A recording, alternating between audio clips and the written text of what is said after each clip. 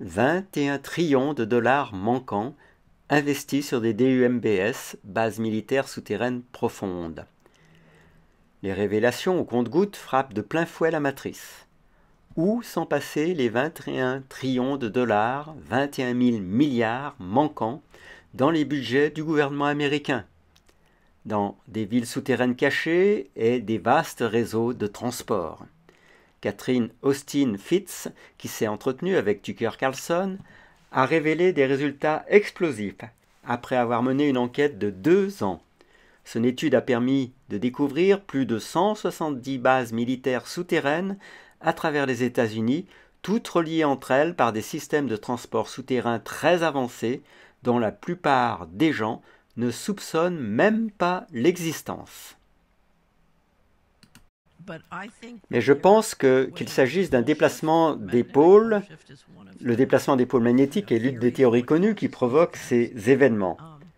Mais il y a une histoire des événements de quasi-extinction.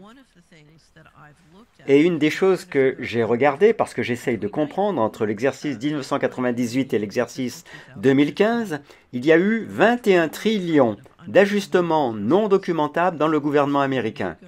Si vous allez sur notre site web Missing Money, nous avons des années et des années de documentation, y compris les finances du gouvernement, qui montrent cela. Et donc la question est, où est-ce que l'argent va? Et une des choses que j'ai regardées dans le processus d'étudier où est passé l'argent, c'est les bases souterraines et l'infrastructure urbaine et le système de transport qui ont été construits. Je suis désolé. Oui. Nous avons construit une énorme quantité de bases souterraines et prétendument des systèmes de transport. Certains d'entre eux sont documentés en tant que partie de l'infrastructure de sécurité nationale. Je pense qu'il y en a beaucoup plus dans les États-Unis. Dans les États-Unis et partout dans le monde. Mais de 2021 à 2023, j'ai pris l'un des abonnés les plus intelligents de la chaîne Salary Report. Et lui et moi avons passé 2 ans à collecter toutes les données et toutes les allégations sur les bases souterraines.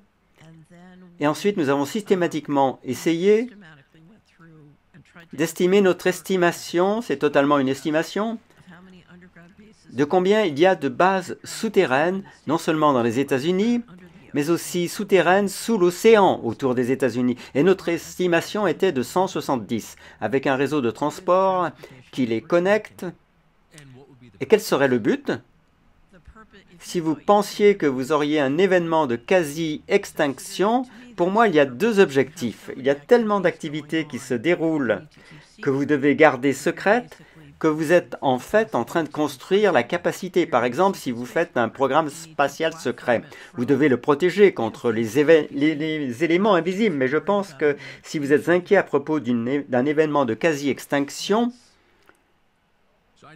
je ne sais donc rien de tout cela, autre que ma seule fenêtre. J'ai connu un contracteur qui a travaillé à Washington, dans la ville de Washington, à DC, et je me souviens qu'il m'a parlé d'un boîtier électrique comme un transformateur sur Constitution Avenue. Il m'a raconté, parce qu'il y avait travaillé personnellement, il s'agissait en fait de la sortie de la Maison-Blanche, accessible par voiture. Je me suis dit, vraiment? Il a répondu, je l'ai installé et je me suis dit, c'est un peu fou.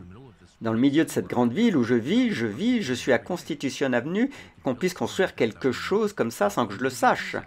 Sous la maison du vice-président, à droite de l'observatoire. La même chose, je pense que la plupart des gens le savent, à côté de la maison de mon frère, sur la rue Macomb à Washington. Je pensais que c'était la préparation pour la guerre nucléaire, je n'y avais pas vraiment pensé. Oui, c'est la préparation pour la catastrophe.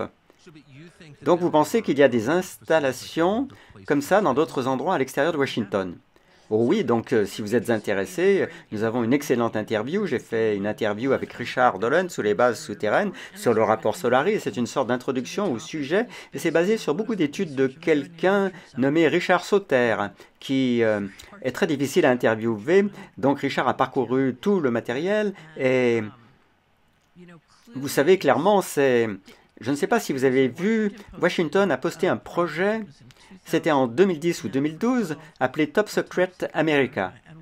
Et un des rapporteurs, c'était une équipe de 2 rapporteurs, l'un d'eux a rassemblé une base de données de toutes les différentes installations top secrètes qui avaient été construites dans le pays, y compris depuis le Patriot Act. Et ce que vous avez vu, c'est juste cette explosion de l'argent en construisant tellement d'installations souterraines et aériennes